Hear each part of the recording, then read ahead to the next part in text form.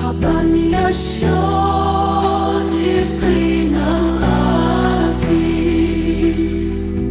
مرحبا يا الشوقين القلب الأمين.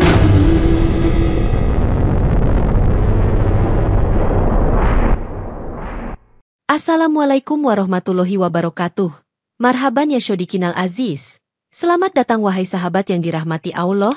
Yang sudah like dan subscribe saya ucapkan terima kasih, dan saya doakan semoga masuk surga. Sebelum menyimak kisah lengkapnya, saya sarankan untuk menulis sholawat kepada Nabi. Allahumma sholli ala Sayyidina Muhammad, wa ala ali Sayyidina Muhammad. Semoga sholawat kita menjadi penolong kita kelak di padang mahsyar. Berikut ini 10 kota yang diazab Allah. Pertama, Al-Ahqaf, negeri para penyembah berhala kaum Ad. Al-Ahqaf merupakan kawasan luas yang membentang di antara perbatasan Arab Saudi, Yaman, Oman, dan Uni Emirat Arab, yang terkenal sebagai lokasi berdiamnya kaum Ad, sebuah masyarakat kuno yang dikaruniai fisik kuat namun justru digunakan untuk membangun kedurhakaan. Kaum Ad yang diutus Nabi Hud dikenal gemar membangun monumen-monumen megah di atas bukit pasir, yang mereka bangun tidak untuk bersyukur kepada Allah, melainkan untuk memamerkan kekuatan dan kebesaran yang palsu. Mereka menolak ajakan Nabi Hud untuk beribadah kepada Allah semata, karena mereka menganggap berhala-berhala raksasa yang mereka sembah mampu mendatangkan keberuntungan dan menolak bala. Peringatan demi peringatan Nabi Hud diabaikan, padahal ia telah berulang kali menegaskan bahwa sikap angkuh mereka akan berbuah kehancuran yang tak terelakkan. Bukti kebesaran Allah telah dipertontonkan kepada mereka melalui keajaiban alam dan nasihat kebenaran. Namun kerasnya hati kaum Ad membuat mereka tetap bersikuku bertahan di jalan kesesatan. Berhala-berhala yang mereka ciptakan dijunjung tinggi layaknya Tuhan, sementara mereka mengolok-olok ajaran tauhid yang dibawa Nabi Hud. Allah yang Maha Pengampun masih memberi kesempatan kepada mereka untuk bertaubat. Namun peringatan lembut tidak digubris karena mereka telah terlampau sombong. Teguran lebih keras pun hadir melalui gejala-gejala alam yang aneh, termasuk angin kering dan badai pasir kecil, yang sejatinya menjadi tanda awal malapetaka besar. Alih-alih takut, kaum Ad justru semakin berbangga hati karena mengira mereka memiliki kemampuan mengatasi segala macam cuaca dan bencana. Ketika ancaman azab semakin mendekat, Nabi Hud menasihati para pengikutnya untuk tetap beriman dan bersabar, seraya menekankan bahwa janji Allah akan terbukti bagi kaum yang berbuat zolim. Azab nyata itu akhirnya datang dalam bentuk angin topan luar biasa, bertiup kencang selama 7 malam dan 8 hari, menggilas bangunan-bangunan raksasa mereka hingga rata dengan tanah. Pusaran angin membawa butiran pasir dalam jumlah masif, menciptakan tsunami debu yang mengubur kaum durhaka itu dalam kegelapan dan kesengsaraan. Jeritan mereka tak terdengar di tengah bisingnya hempasan badai, sehingga segala teriakan memohon pertolongan hanya berbalik menjadi gema di hati mereka yang telah membatu. Tidak tersisa seorang pun kecuali orang-orang beriman yang dilindungi Allah, sehingga terbuktilah bahwa kekuatan manusia tak berarti apa-apa di hadapan kekuasaan Sang Pencipta. Sisa-sisa peradaban kaum Ad, menurut para peneliti, hampir tidak ditemukan, karena angin yang sangat dahsyat telah menghancurkan dan menenggelamkan segala bukti sejarah mereka di padang pasir. Kejadian tragis di Al-Ahqaf ini tercatat dalam Al-Quran, terutama dalam Quran Surat Al-Haqqah ayat 68 dan Quran Surat Al-Fajr ayat 68, yang menekankan bahwa kemuliaan tidak dicapai melalui kesombongan melainkan ketaatan. Peringatan ini tidak hanya berlaku bagi kaum Ad semata, tetapi juga menjadi cermin bagi generasi setelahnya agar tidak terperosok dalam kesalahan yang sama. Dalam catatan sejarah Islam, Nabi Hud tetap melanjutkan dakwah kepada sisa kaumnya yang mau bertobat, membimbing mereka untuk kembali ke jalan lurus yang Allah ridau. Peristiwa Al-Ahqaf membuktikan bagaimana Allah menegakkan keadilan di muka bumi, menghukum kelompok yang bersikeras melawan hukumnya, serta menyelamatkan hamba-hamba yang taat. Bangunan-bangunan besar dan patung-patung raksasa yang dibanggakan kaum Ad terbukti tak dapat memberikan pertolongan sedikit pun, karena semua itu tak lebih dari benda mati tanpa daya. Riwayat kehancuran kaum Ad menjadi pelajaran penting bagi setiap umat yang lalai, bahwa sekadar kemajuan fisik dan teknologi tidak akan selamatkan mereka dari azab jika telah berbuat maksiat. Dalam kajian modern, para arkeolog berupaya mencari jejak-jejak kota Iram, kota kaum Ad, meskipun bukti-bukti konkret masih minim dan terserak di berbagai situs gurun. Banyak ahli meyakini bahwa reruntuhan di kawasan Al-Rub, Al-Hali memiliki kaitan erat dengan peradaban kaum Ad, sementara beberapa literatur kuno menyebutnya sebagai Atlantis di padang pasir. Pembelajaran moral yang dapat kita petik adalah bahwa kekuatan dan kemakmuran akan menjadi bumerang jika tidak diiringi keimanan serta keadilan sosial dalam masyarakat. Akhir kisah Al-Ahqaf pun menjadi saksi bahwa kedurhakaan sekecil apapun akan mendapat balasan, dan tidak ada seorang pun mampu menghalangi kehendak Allah bila azab telah ditetapkan. Madain Soleh, negeri kaum Samud. Madain Soleh terletak di kawasan Hijaz, wilayah barat laut Arab Saudi, yang dulunya ditempati oleh kaum Samud, masyarakat yang dikaruniai keahlian mengukir batu dan pegunungan. Kaum Samud, yang diutus Nabi Soleh, adalah kaum dengan peradaban maju dalam hal arsitektur, di mana mereka membangun rumah dan istana di lereng-lereng gunung batu dengan sangat indah. Mereka dianugerahi tanah subur dan mata air yang melimpah. Namun sayangnya segala nikmat itu tidak membuat mereka tunduk, melainkan semakin angkuh dan menolak kebenaran. Nabi Soleh berdakwah menasihati mereka agar meninggalkan penyembahan berhala, tetapi seruan itu disambut dengan sikap keras kepala dan penghinaan terhadap risalah ilahi. Sebagai mukjizat, Allah mengeluarkan seekor unta betina dari celah batu, yang seharusnya menjadi bukti nyata akan kekuasaannya di hadapan kaum Samud. Bukannya menerima dan mempercayai mukjizat tersebut, sebagian besar pemuka kaum Samud justru merancang tipu daya untuk membinasakan unta betina suci itu. Mereka membunuh unta tersebut dengan cara yang keji, lalu membanggakan perbuatan nista itu seolah-olah mereka berhasil mengalahkan sesuatu yang Nabi Soleh agungkan.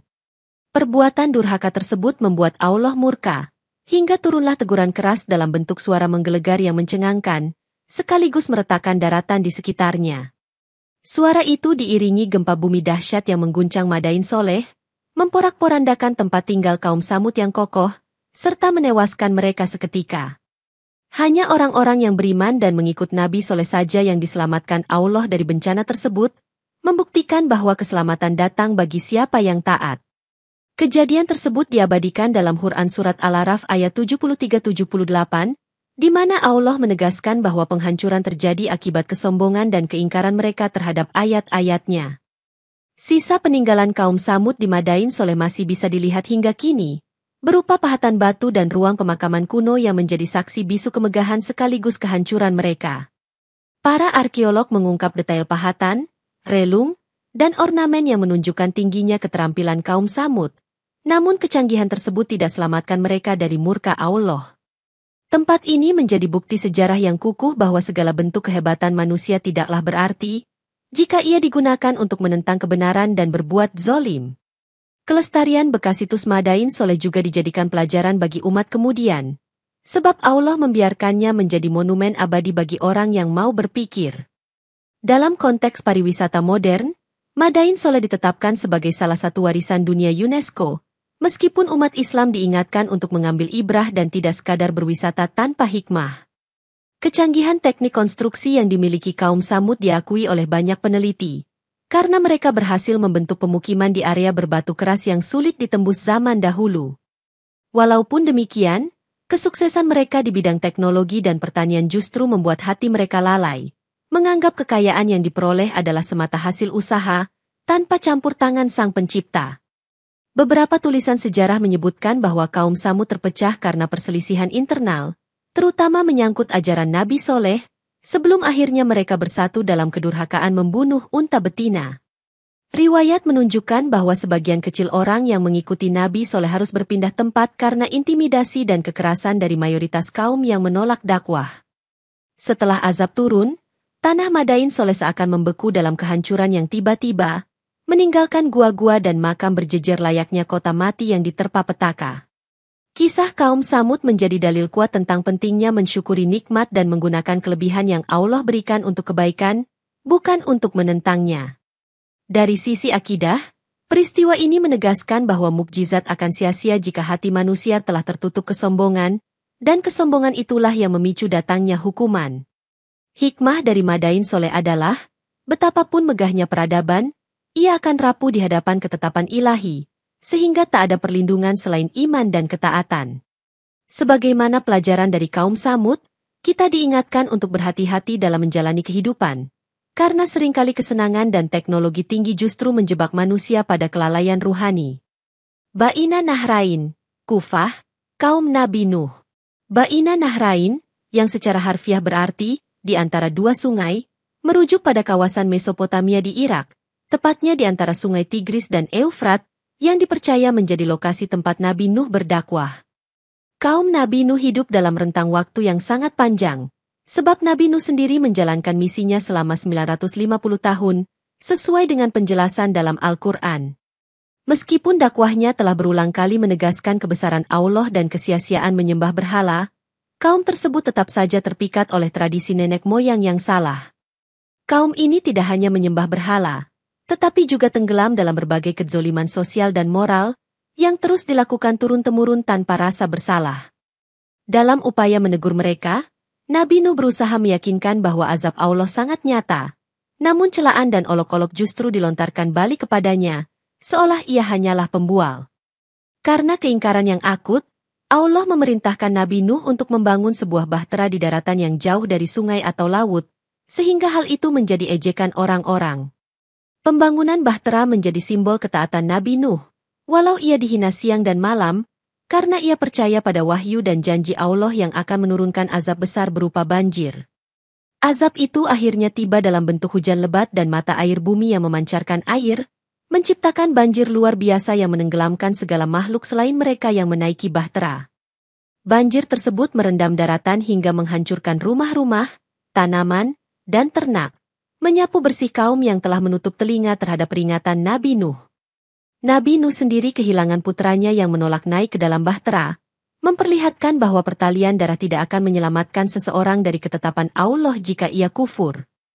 Riwayat banjir Nabi Nuh ini tercatat dalam Quran Surat Al-Qamar ayat September 15, menegaskan bahwa kaum durhaka di masa lalu telah dilenyapkan oleh sikap keras hati dan kedzoliman mereka. Beragam penafsiran arkeologis dan geologis muncul terkait banjir besar ini. Salah satunya teori bahwa banjir tersebut terjadi di wilayah Mesopotamia dengan cakupan yang amat luas. Meskipun bukti ilmiah masih diperdebatkan, para peneliti setuju bahwa kisah banjir di kawasan itu meninggalkan jejak historis tentang peradaban kuno yang hancur oleh bencana alam. Bahtera Nabi Nuh menjadi simbol penyelamatan, karena hanya orang-orang beriman yang mengikuti petunjuk ilahi yang dibawa Nabi Nuh, yang selamat dari terjangan air bah. Kisah ini menegaskan bahwa kesetiaan kepada Allah melebihi loyalitas pada masyarakat atau keluarga, sebab ketika kebenaran datang, tidak ada tempat bagi keraguan-raguan. Sebagian pendapat menyatakan bahwa setelah banjir surut, Nabi Nuh dan pengikutnya mendarat di puncak sebuah gunung, yang dalam tradisi Islam sering diidentikan dengan judi atau sejenisnya. Peristiwa ini meninggalkan landasan penting bahwa keinginan menyucikan diri dan berhijrah dari kemaksiatan akan selalu diiringi pertolongan dan petunjuk Allah. Sejarah Baina Nahrain itu menjadi pelajaran bagi manusia agar tidak meremehkan peringatan para nabi, serta selalu mengedepankan akal sehat dan hati nurani dalam menilai kebenaran. Arkeolog modern yang meneliti situs-situs kuno di Mesopotamia berupaya menafsirkan lapisan sedimen yang diduga berkaitan dengan fenomena banjir pada zaman purba. Bagi umat Islam, keberadaan kisah Nabi Nuh bukan semata dongeng moral, melainkan fakta sejarah yang dijamin kebenarannya, tercatat dalam Al-Quran dengan detail. Banjir besar di kawasan tersebut memusnahkan populasi yang menzolimi diri sendiri, karena mereka memutus hubungan rohani dengan Allah dan menentang risalah suci. Seiring berjalannya waktu, kawasan Mesopotamia bangkit dengan peradaban baru. Namun kenangan akan kaum Nabi Nuh mestinya menjadi alarm bagi generasi penerus agar tidak mengulangi kesalahan serupa. Pelajaran yang dipetik ialah bahwa kesombongan dan kelalaian dalam menyembah Allah, disertai perbuatan maksiat tanpa henti, pasti memiliki konsekuensi yang sangat buruk.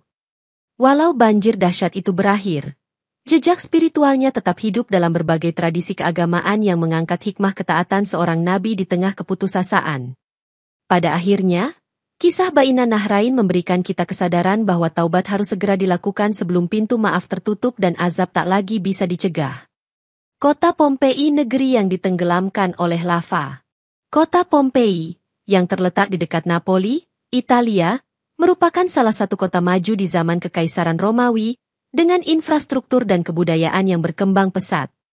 Penduduknya hidup dalam kemewahan dan kesenangan, menikmati berbagai hiburan teater, pemandian air hangat, serta aktivitas masyarakat yang cenderung lepas kendali. Kota ini juga dikenal dengan perilaku amoral, di mana praktik-praktik kemaksiatan dan kerusakan moral terjadi secara terbuka, tanpa rasa malu atau penyesalan. Gunung Vesuvius, yang berdiri megah di dekat Pompei, adalah gunung berapi aktif, tetapi minimnya pengetahuan geologi saat itu membuat penduduk abai terhadap ancaman letusannya.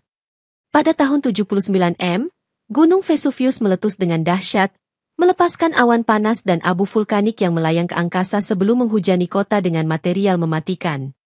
Awan panas dan lahar yang mengalir turun menelan bangunan, jalan, dan makhluk hidup, sementara abu tebal mengubur segala aktivitas Pompei dalam sekejap. Penduduk yang berusaha menyelamatkan diri kebanyakan terperangkap di jalan-jalan, karena jalur evakuasi terhalang puing-puing dan gelapnya atmosfer yang dipenuhi debu. Banyak di antara korban ditemukan dalam keadaan membatu, terperangkap dalam posisi ketakutan, memperlihatkan betapa singkatnya waktu yang mereka miliki untuk melarikan diri. Meski catatan Al-Quran tidak secara eksplisit menyebut Pompei, banyak yang meyakini bahwa hancurnya kota ini dapat dijadikan ibrah akan sikap manusia yang tenggelam dalam dosa.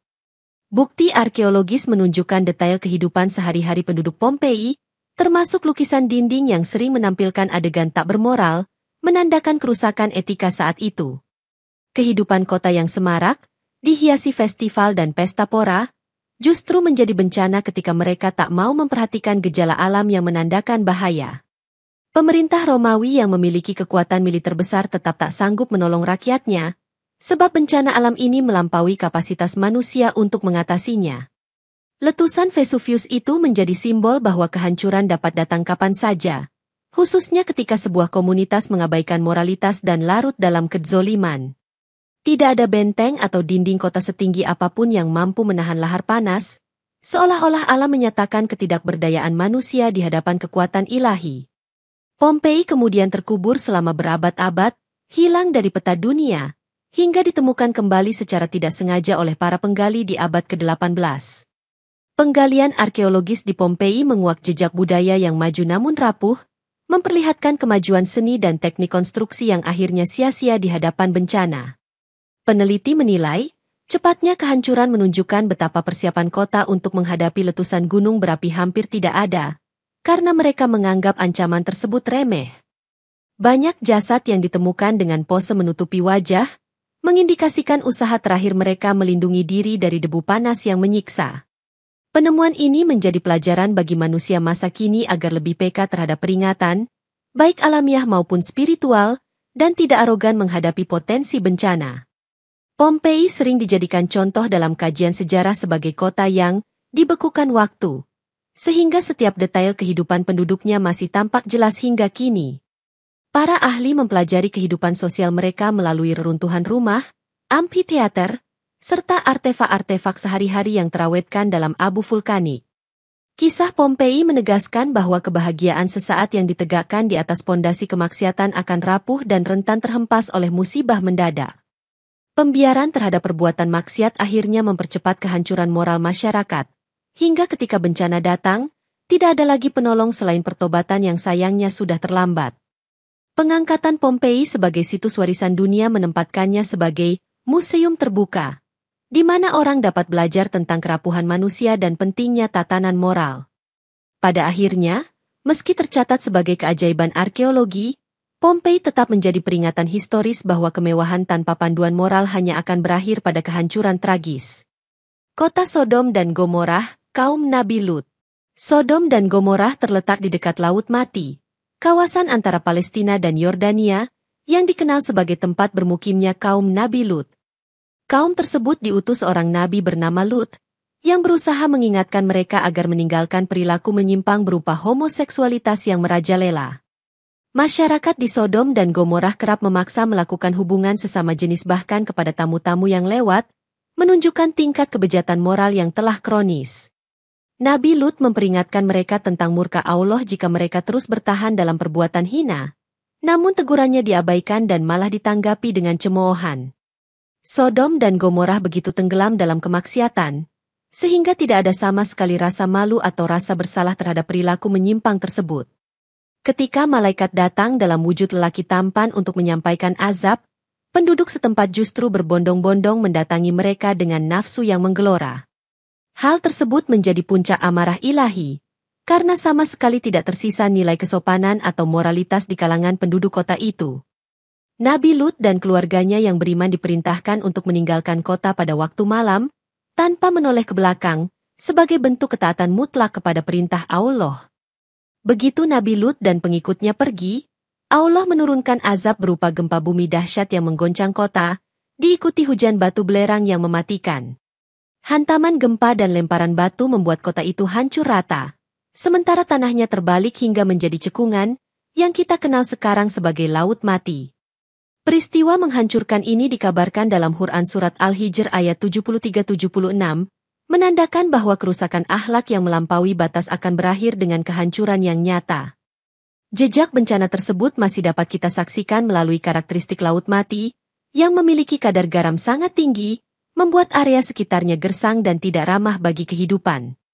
Sebagian peneliti meyakini bahwa lokasi Sodom dan Gomorrah berada di wilayah selatan Laut Mati, di mana sisa-sisa reruntuhan kemungkinan terkubur di bawah lapisan sedimen. Sebagai sebuah kisah peringatan, Sodom dan Gomorrah menegaskan pentingnya menegakkan moralitas dan menjauhi perbuatan keji yang bertentangan dengan fitrah manusia. Perbuatan kaum Nabi Lut yang terlalu ekstrim membuat Allah menurunkan hukuman spesifik, menjadikan kisah ini dikenal luas di berbagai tradisi agama Samawi. Nabi Lut sendiri bersikap tegas dalam melarang perbuatan tersebut, namun ia tidak berdaya menghadapi kerasnya hati umatnya, sehingga azab pun menjadi solusi terakhir. Perilaku kaum tersebut tidak hanya merusak tatanan sosial, melainkan juga memperlihatkan pembangkangan total kepada perintah Sang Pencipta.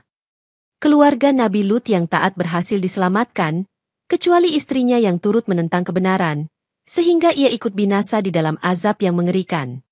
Tragedi Sodom dan Gomorrah kerap dihubungkan dengan fenomena geologi di sekitar Laut Mati, terutama aktivitas tektonik yang menimbulkan retakan dan gempa bumi.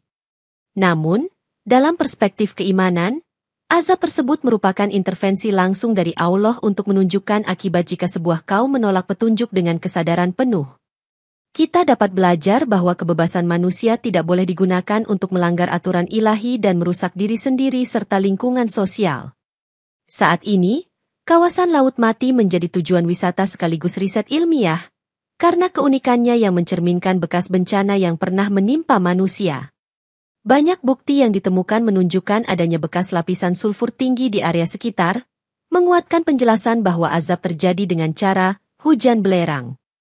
Kisah Sodom dan Gomorrah menjadi peringatan universal, bukan hanya soal satu jenis dosa, melainkan tentang semua bentuk kemaksiatan yang melebihi batas toleransi.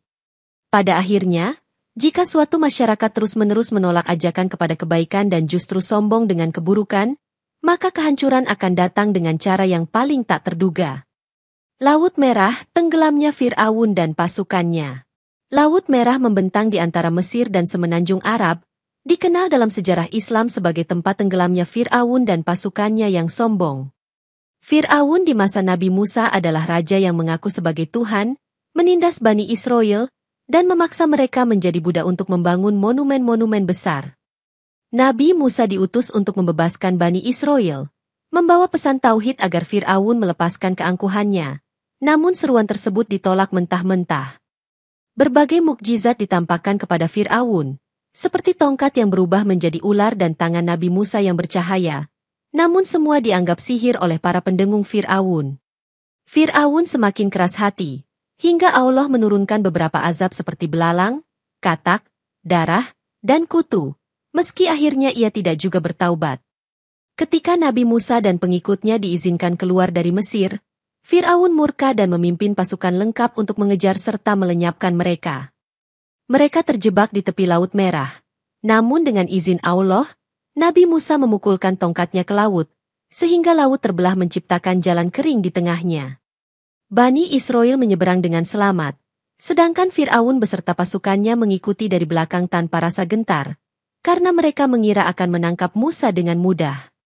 Saat Bani Israel berhasil menyeberang, Allah menutup kembali belahan laut tersebut, menenggelamkan Fir'aun dan seluruh pasukannya dalam satu peristiwa mengerikan. Peristiwa ini diabadikan dalam Quran Surat Yunus ayat 90-92, menegaskan bahwa jasad Fir'aun kemudian diselamatkan agar menjadi pelajaran bagi generasi mendatang. Penemuan mumi-mumi Fir'aun di Mesir, khususnya yang diduga sebagai Fir'aun pada masa Musa, menjadi perbincangan para sejarawan dan arkeolog untuk menelaah fakta historisnya. Laut Merah sendiri dikenal memiliki arus dan pasang surut yang kuat, tetapi fenomena terbelahnya laut jelas menggambarkan mukjizat di luar nalar manusia. Kesombongan Fir'aun meraih puncaknya ketika ia mengatakan bahwa ia adalah Tuhan, sementara ia hanya manusia biasa yang tidak mampu selamat dari murka Allah. Dalam berbagai penafsiran, tenggelamnya Fir'aun menjadi simbol jatuhnya tiran yang menggunakan kekuasaan untuk kezoliman dan pemujaan diri. Bani Israel merdeka dari penindasan, tetapi perjalanan panjang mereka di padang pasir juga mengajarkan bahwa membebaskan diri dari Fir'aun hanyalah awal dari ujian ketaatan lain. Kisah ini menjadi inspirasi bagi perjuangan melawan ketidakadilan, mengingat sekuat apapun seorang penindas, akhirnya ia akan kalah oleh keadilan ilahi. Berbagai percobaan ilmiah, seperti simulasi komputer mengenai fenomena angin kencang dan surutnya air, telah dilakukan untuk menjelaskan keajaiban ini, namun tetap tidak bisa menafikan unsur mukjizat. Pada masa kini, kawasan sekitar Laut Merah tetap ramai dilalui jalur pelayaran internasional, membuktikan pentingnya wilayah tersebut dari dulu hingga sekarang. Namun, sejarah bercerita bahwa tempat itu pernah menjadi saksi kebinasaan sebuah rezim yang mengklaim kuasa absolut, melawan utusan Allah yang datang menuntun kepada kebenaran. Hati yang keras dan sombong adalah akar kezoliman, karena itu Fir'aun tidak sekadar menolak Tuhan, ia juga menganiaya kaum lemah dan memperbudak mereka dengan kejam. Pelajaran yang dapat diambil adalah bahwa keangkuhan tidak akan membawa seseorang pada kemuliaan yang sejati, sebab azab akan menanti jika kedurhakaan telah sampai pada puncaknya. Penutupan laut secara tiba-tiba memperlihatkan bahwa ketika Allah menghendaki sesuatu, prosesnya dapat melampaui batas pemahaman manusia dan menegaskan kekuasaannya atas alam raya.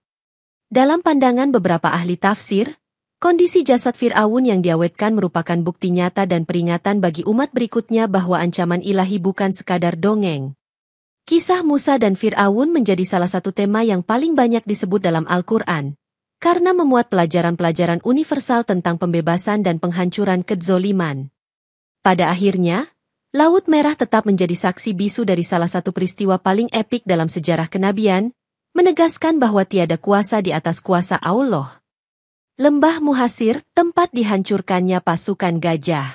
Lembah Muhasir terletak di antara Mina dan Musdalifah, sekitar Makkah di Arab Saudi, yang dikenang dalam sejarah sebagai lokasi runtuhnya pasukan gajah pimpinan Abrahah.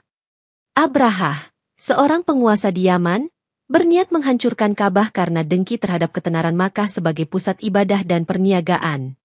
Ia mempersiapkan pasukan besar, dilengkapi gajah-gajah perang, untuk menakut-nakuti penduduk setempat dan memudahkan jalan untuk meruntuhkan Ka'bah. Penduduk Makkah, yang dipimpin oleh Abdul Muthalib, kakek Nabi Muhammad, tidak memiliki kekuatan untuk melawan, sehingga mereka menyerahkan urusan perlindungan Ka'bah sepenuhnya kepada Allah. Ketika pasukan gajah mendekati Makkah, gajah-gajah itu menolak berjalan maju, seolah mengetahui bahwa mereka akan melakukan penistaan besar. Dalam Quran Surat Al-Fil ayat 15, Allah mengisahkan bahwa pasukan Abrahah kemudian diserang oleh burung-burung ababil, yang melempari mereka dengan batu sijil yang panas. Lemparan batu itu sangat tepat dan mematikan, menembus barisan pasukan, membuat mereka binasa secara menyedihkan di tengah terik padang pasir. Lembah Muhasir, tempat terjadinya kehancuran pasukan gajah, menjadi saksi bahwa Allah melindungi rumahnya dari rencana jahat pihak manapun. Peristiwa ini dikenal dengan sebutan Tahun Gajah, yang juga merupakan tahun kelahiran Nabi Muhammad, pertanda pentingnya kejadian tersebut bagi sejarah Islam. Pasukan Abrahah yang tadinya jumawa dengan kehebatan militernya, hancur tidak berdaya di hadapan kekuatan ilahi yang tak terlihat namun nyata. Dari segi taktik perang, Abrahah mengira gajah adalah senjata pamungkas yang tidak dapat dibendung. Namun kenyataan membuktikan bahwa rencana manusia tidak dapat melawan takdir Allah. Banyak yang mengatakan, di sekitar lembah Muhasir tak pernah lagi dihuni secara permanen. Barangkali karena trauma historis atau memang takdir menjadikan daerah itu kosong. Meskipun demikian, lembah Muhasir setiap tahun dilewati jamaah haji ketika mereka menuju atau kembali dari Musdalifah, sebagai bagian dari ritual haji. Tempat ini mengingatkan para jamaah akan keagungan Allah yang membela rumah sucinya tanpa memerlukan bantuan manusia, sekaligus menjadi wujud teguran bagi orang sombong. Dalam konteks arkeologis, tidak banyak peninggalan fisik yang tersisa, sebab kehancuran pasukan gajah terjadi secara cepat dan terfokus pada tentara Abraha. Sejarah tersebut menunjukkan bahwa tindakan menghancurkan pusat ibadah yang didirikan untuk menyembah Allah adalah pelanggaran besar yang pasti mendapat balasan setimpal. Di masa modern, kisah pasukan gajah ini kembali dikaji untuk memahami dinamika politik dan keagamaan di Jazirah Arab sebelum masa kenabian Muhammad. Ditemukan catatan-catatan kuno di Yaman dan Ethiopia yang menyiratkan ambisi Abraha untuk menguasai rute dagang dan mengalihkan pusat ziarah ke katedral yang ia bangun. Penggunaan gajah dalam peperangan di Jazirah Arab adalah hal yang langka, menegaskan betapa seriusnya Abraha dalam mewujudkan niat jahatnya. Namun, segala perencanaan dan logistik canggih sekalipun tidak bisa melawan perlindungan Allah yang dinyatakan melalui firman, bukankah dia telah menjadikan tipu daya mereka sia-sia? Lembah Muhasir menjadi titik kulminasi peristiwa tersebut, di mana burung ababil menjatuhkan batu-batu kecil yang memberikan efek fatal bagi pasukan musuh. Mereka berguguran tanpa sempat melakukan perlawanan efektif, karena rasa panik dan kengerian melihat pasukan udara yang tak terduga. Kejadian ini sekaligus menjadi pelajaran bahwa kekuatan fisik semata tidak menjamin kemenangan, sebab faktor spiritual seringkali justru paling menentukan. Tahun Gajah diingat sepanjang sejarah Islam sebagai penanda bahwa Makkah adalah wilayah suci yang dijaga langsung oleh Allah, sekaligus awal mula era baru dengan lahirnya Nabi terakhir. Hingga kini, setiap kali umat Islam membaca surat Al-Fil, mereka diingatkan akan peristiwa bersejarah di Lembah Muhasir, yang menegaskan kemustahilan mengalahkan kehendak Allah. Dukuh Legetang, desa yang hilang di Indonesia. Dukuh Legetang adalah sebuah desa di Banjarnegara, Jawa Tengah, Indonesia, yang pada tahun 1955 mengalami bencana tanah longsor dahsyat dan menghilang dalam semalam. Peristiwa ini begitu mengejutkan masyarakat sekitarnya, karena desa tersebut tiba-tiba lenyap dari peta, terkubur di bawah material longsoran yang sangat besar. Menurut cerita rakyat setempat, penduduk Dukuh Legetang kala itu konon terlibat dalam perilaku menyimpang dan kemaksiatan, meski fakta sejarahnya sulit diverifikasi sepenuhnya. Beberapa saksi mata menyebutkan bahwa sebelum longsor terjadi, ada tanda-tanda alam seperti retakan tanah dan suara gemuruh, namun peringatan itu diabaikan. Bencana ini menimbulkan korban jiwa dalam jumlah besar, hampir seluruh penduduk desa tidak terselamatkan, menambah kesan bahwa kejadian ini benar-benar mendadak dan mematikan. Di tengah keterbatasan teknologi pada masa itu, evakuasi juga terkendala, sehingga banyak jenazah tidak ditemukan atau terkubur terlalu dalam. Dukuh Legetang menjadi legenda kelam bagi warga Banjarnegara, yang percaya bahwa sikap penduduk desa itulah yang mengundang murka dan menjadi sebab terjadinya bencana. Pemerintah daerah kemudian menandai lokasi tersebut sebagai zona rawan longsor, mengingat kontur tanah yang labil dan curam, namun alasan spiritual kerap diangkat oleh masyarakat. Meskipun alasan geologis menjelaskan bahwa curah hujan tinggi dan struktur tanah menjadi pemicu longsoran, kisah kemaksiatan penduduk tetap lestari dalam ingatan kolektif. Banyak orang menyamakan peristiwa ini dengan kisah-kisah azab di masa lalu, di mana sebuah komunitas hancur dalam waktu singkat sebagai akibat perbuatan dosa. Area bekas desa itu sekarang hanya tersisa lahan kosong dan beberapa puing yang sulit diidentifikasi, sementara tumbuhan liar telah menutupi sebagian besar tempat. Para peneliti geologi sempat menganalisis struktur tanah di wilayah Banjarnegara, menemukan retakan besar dan lapisan tanah yang rawan bergerak terutama di musim penghujan. Perspektif agama dan budaya bersatu dalam menafsirkan bencana ini. Ada yang meyakini ini murni fenomena alam, ada pula yang memaknainya sebagai hukuman Tuhan. Dukuh Legetang akhirnya lebih banyak dikenal lewat kisah tutur, yang diceritakan turun-temurun dengan pesan moral agar masyarakat tidak melakukan pelanggaran norma. Fenomena tanah longsor di Indonesia memang kerap terjadi di daerah perbukitan. Namun yang membuat kasus ini unik adalah skala kehancuran dan hilangnya desa secara total. Legenda lokal menyebutkan bahwa suara tabuhan gamelan masih kadang terdengar di malam tertentu dari arah lokasi longsoran, menambah suasana mistis bagi masyarakat setempat. Sebagian ulama menjadikan cerita ini sebagai peringatan bahwa perbuatan maksiat dapat mengundang bencana, mengingat Allah berkuasa atas segala elemen alam. Dari sisi ilmiah, penyebab utama longsor adalah kelembaban tanah dan erosi di lereng bukit, tetapi penjelasan tersebut tidak menyurutkan keyakinan akan adanya pesan ilahi. Pembangunan permukiman baru di dekat lokasi bekas Duku Legetang dilakukan dengan lebih hati-hati, memperhatikan tata ruang dan penguatan lereng, agar bencana serupa tidak terulang. Beberapa peneliti antropologi mencatat perubahan sikap penduduk sekitar, yang menjadi lebih religius dan waspada setelah melihat tragedi yang menimpa desa tetangga mereka. Di luar cerita rakyat, catatan administrasi pemerintah menunjukkan betapa sedikitnya dokumen yang terselamatkan, membuat identifikasi korban dan pemilik lahan menjadi sulit. Kisah Duku Legetang menjadi contoh nyata bagaimana sebuah komunitas dapat lenyap akibat satu peristiwa alam, sekaligus menimbulkan tafsir keagamaan yang kuat. Pembelajaran terbesar adalah bahwa keangkuhan manusia di hadapan alam dan Tuhan harus dihindari, serta perlunya kehati-hatian dalam menempati lahan rawan bencana.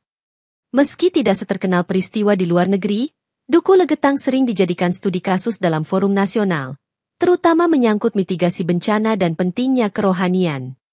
Pada akhirnya, apakah benar ini azab atas perbuatan maksiat atau murni bencana alam? Yang jelas peristiwa ini meninggalkan pelajaran mendalam bagi masyarakat Indonesia dan siapapun yang mendengarnya.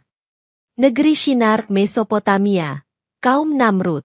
Negeri Shinar adalah wilayah yang merujuk pada Mesopotamia, kerap dikaitkan dengan sosok Raja Namrud, Nimrod, yang menguasai kerajaan besar di masa lampau. Namrud dikenal karena kekuasaan yang luas dan kekayaan melimpah, namun ia juga menyatakan diri sebagai Tuhan, menantang eksistensi Allah sebagai satu-satunya penguasa langit dan bumi. Menurut Quran Surat Al-Baqarah ayat 258, Namrud pernah memperdebatkan keesaan Allah dengan Nabi Ibrahim, berusaha menunjukkan dirinya mampu menghidupkan dan mematikan. Sikap congkak itu terlihat ketika Namrud memerintahkan eksekusi dan pengampunan orang-orang secara semena-mena, seolah ia berhak mutlak atas kehidupan manusia. Nabi Ibrahim menantangnya dengan mengatakan bahwa Allah menerbitkan matahari dari timur, sehingga jika Namrud adalah Tuhan, hendaknya ia menerbitkannya dari barat. Ketidakmampuan Namrud menjawab tantangan itu membuatnya diam, tetapi ia tetap tidak mau beriman, memilih untuk melanggengkan kekuasaannya melalui jalan tirani. Namrud mendirikan menara atau bangunan tinggi dengan tujuan konon untuk menantang Allah di langit. Meski hal ini juga dianggap sebagai upaya unjuk kekuatan politik. Allah lalu mengirimkan bencana berupa munculnya nyamuk atau serangga kecil yang masuk ke lubang telinga Namrud, menyebabkan ia tersiksa sampai ajal menjemput. Versi lain menyebut, keruntuhan kekuasaannya diiringi pemberontakan dan bencana alam yang menghancurkan tatanan kerajaan, menandakan bahwa kesewenang-wenangannya telah tamat. Negeri Shinar, yang diidentifikasi para sejarawan dengan wilayah Babel atau sekitarnya, pernah menjadi pusat peradaban kuno dengan sistem irigasi dan pertanian maju. Namun, setelah Namrud hancur, daerah tersebut mengalami berbagai penaklukan dan penggulingan rezim, seolah membuktikan bahwa kebesaran manusia tak bertahan lama. Dalam konteks Islam, kisah Namrud menjadi simbol perlawanan manusia yang mendewa-dewakan diri di atas keesaan Allah, yang pada akhirnya pasti roboh. Peninggalan arkeologi di Mesopotamia, seperti zigurat dan prasasti kuno, mencerminkan ambisi politis para penguasa yang ingin dikenang sebagai sosok maha hebat. Namun, waktu membuktikan bahwa semua kehebatan itu pupus, sementara pelajaran moral dari benturan Namrud dan Nabi Ibrahim tetap abadi. Daerah Shinar juga dikaitkan dengan cerita Menara Babel dalam tradisi Yahudi dan Kristen, di mana kebingungan bahasa terjadi karena manusia ingin menyaingi Tuhan. Bagi umat Islam, inti dari kisah Namrud adalah bahwa tidak ada yang berhak menandingi sifat ketuhanan Allah, dan sifat angkuh akan berakhir pada kehinaan yang menyakitkan. Namrud berkuasa dengan tangan besi, memperbudak banyak bangsa, dan membangun kota-kota besar demi kejayaan semu, yang sirna begitu ia jatuh dari singgasana. Kejadian serangga masuk ke kepala Namrud kerap diceritakan dalam hikayat Islam untuk menunjukkan bahwa Allah bisa menghancurkan tiran dengan makhluk paling kecil sekalipun. Negeri Shinar kemudian menjadi sekadar sebutan historis, karena penakluk berikutnya menamai ulang wilayah itu, hingga sebagian besar masyarakat melupakan kejayaannya. Bagi para pakar sejarah, kisah Namrud menyisakan tanda tanya mengenai tingkat teknologi dan organisasi militer yang dicapai kerajaan tersebut di puncak kejayaannya. Lepas dari semua itu, pelajaran utama tetap jelas, setinggi apapun kekuasaan seseorang, jika ia menantang Allah, maka kehancuran menjadi akhir yang tak terelakkan. Nabi Ibrahim melanjutkan dakwah tauhid di tengah upaya Namrud menghilangkan keberadaannya. Namun kebenaran tetap tegak karena Allah melindungi hambanya. Dalam beberapa tafsir, doa dan seruan keikhlasan Nabi Ibrahim menjadi senjata dahsyat yang melemahkan kesombongan Namrud, meski akhirnya azab itu datang secara menghinakan. Wilayah Shinar dikenal pula sebagai tanah subur di tepi sungai, tetapi segala kemakmuran itu tidak digunakan Namrud untuk kemaslahatan rakyatnya, melainkan untuk memuaskan egonya. Akhir kisah Namrud di Mesopotamia menekankan bahwa jabatan, kekayaan, dan status tidaklah abadi, karena setiap pemimpin yang melupakan Allah akan merasakan kemurkaannya. Kota Sabah, negeri yang hancur karena banjir besar. Kota Sabah, terletak di Yaman, dulunya merupakan negeri makmur yang dikenang karena sistem irigasi dan bendungan canggih, khususnya bendungan M'Arib. Penduduk Sabah dikaruniai kebun-kebun subur di kanan dan kiri lembah, sehingga hasil pertanian mereka melimpah, serta perdagangan pun berkembang pesat. Akan tetapi, mereka lama-kelamaan menjadi kufur nikmat, enggan bersyukur atas limpahan rezeki dan lebih memilih berpaling dari ketaatan kepada Allah. Dosa terbesar mereka adalah menyombongkan diri dan bersikap apatis terhadap peringatan yang disampaikan para utusan, serta menyepelekan keberkahan yang mereka miliki. Sesuai Quran Surat Sabah, ayat 15-17, Allah menguji mereka dengan berbagai cobaan, namun mereka tetap berpaling, hingga akhirnya azab datang dalam bentuk bencana alam.